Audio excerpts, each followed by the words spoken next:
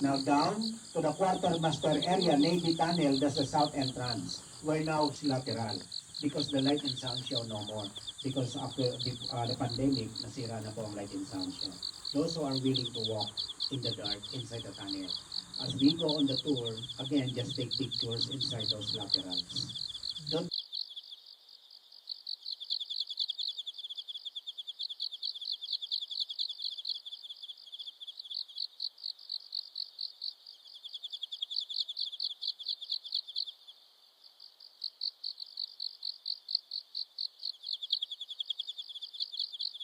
tunnel.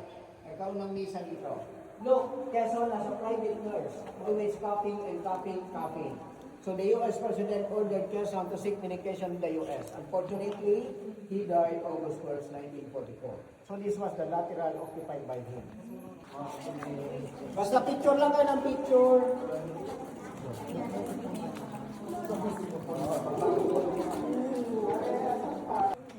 Kasi po, the typewriters, telephone, on top of the table, mic stand, steel cabinet, and the chairs, those are the ones they used before. So these are the original ones. If you want to see them working, you can come back here 12 midnight. Don't you anymore the 1,000-bed hospital because the management just allowed us the main tunnel. We're very lucky, just 3 weeks ago, they opened this tunnel for the tourists. Pabubukas lang po ito. So, but before, Olmor, he was the Harbor Defensive Command in the island at that time. He graduated in Aggie Master School in Texas. If you're not from Texas, you cannot enter his lateral. Unless you're a beautiful lady, you can come in anytime. This represents the situation inside the 1,000-bed hospital. So this was the situation inside the 1,000-bed hospital. But this whole lateral here was the headquarters of General Douglas MacArthur. He stayed here in his family from December until March before he left going to Australia. When MacArthur left, General Wainwright also occupied this tunnel. Yan. Headquarters po ni MacArthur. This is General Wainwright. This is what I told you earlier, that MacArthur was about to depart for Australia. Pinatawag niya si Wainwright from Bataan to come to Corridor. And here's the real conversation between the two during the show. General MacArthur said, "Jonathan, I'll give you a shaving cream and a pack of cigarette. I cannot refuse the order coming from our president over my repeated protest that I will go for Australia. And I'll give you the full command of all American forces. And I promise you when I come back, I'll promote you to Lieutenant General." General Wainwright said, "I'll be in Bataan if I'm alive." When MacArthur was the Commander-in-Chief, USAFE, United States Army Forces in the Far East. When it was given to Wainwright, United States Army Forces in the Philippines. And playing cards and dancing with the nurse. This represents there's a grand party done inside the tunnel. That was the inauguration of our Commonwealth President Quezon Inasmeña's second term as President and Vice President, inaugurated at the West Entrance on December 30, 1941. That was the very own Juan Lalde.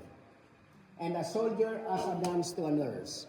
Here's the real conversation between the two during the show.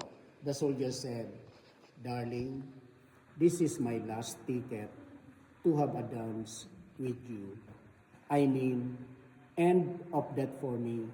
This is my first dance." The nurse replied, "Okay, buddy, have your first dance. It could be your last because war is coming."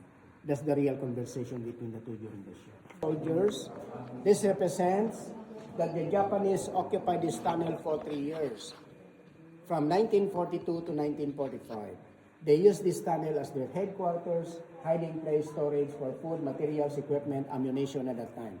But when the Americans came back, those 2,000 Japanese trapped inside the tunnel, they went around all over the tunnel, regrouped, then blew themselves up. They thought that when they blew up the tunnel, those Americans on top will die together with them. They thought that the whole tunnel might collapse, but it's not. Imagine 300 feet of solid rocks. Inside, interior was the only the ones who destroyed and caved in, not outside. George Jones, he was the commander of the 2,503rd paratroopers dropped in this island February 16, 1945, first attack. This represents General Douglas MacArthur. On March 2, 1945, General MacArthur came back in this island and declared Corridor totally liberated from the Japanese. Colonel Jones, some of his paratroopers waiting for General MacArthur to arrive. When General MacArthur arrived with his military jeep, Colonel Jones said, "Sir, I present to you Fort Mills." Then American flag rose up. As the American flag rose up to its tip, General MacArthur recites, "I see that the old flagstaff still stand. Have your troops hoist the colors to its peak, and let no enemy ever hold them down." Again, the American flag. Lateral, there's a concrete walling and ceiling, almost 1 foot. Yan, Portland cement. Ito po, Philippine cement na yan. Oh, sorry. For every lateral, about 100 to 120 feet, ang lalim po nito. At the end of this, there's a blown air vent where the Americans poured gasoline. Because when those Japanese did not move out and surrendered, what the Americans did was, they poured gasoline on those air ventilations. Covered it with TNT na gunpowder, ignited it with dynamites and grenades. Yan. Yung 2,000 Japanese nagpasabog plus those air ventilation blown by the Americans. So they cleaned this tunnel to retrieve those dead bodies at that time. So this is the only one, the explosions, only ones destroyed. The concrete wallings and some of the rocks fell down. Lahat din po mayroon siyang concrete walling and ceiling. Left and right, gumuho. So we don't know if there's still Japanese human bones under those rocks and wood until today.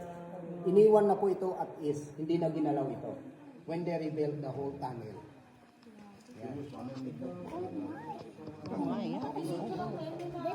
First pumps the air, goes to that parallel tunnel, distribute to the extended laterals, air ventilation. Yeah. Same structure on the other side also. Kaya nakrampon siya. Gasoline, pero paano piniga yan? Parang sardinas, lata ng soft drinks or beer. Ayan, pwedeng pumasok ng konti. Gusto nyo magpa-picture, pasok kayo ng konti sa loob. Dental picture. Ayan.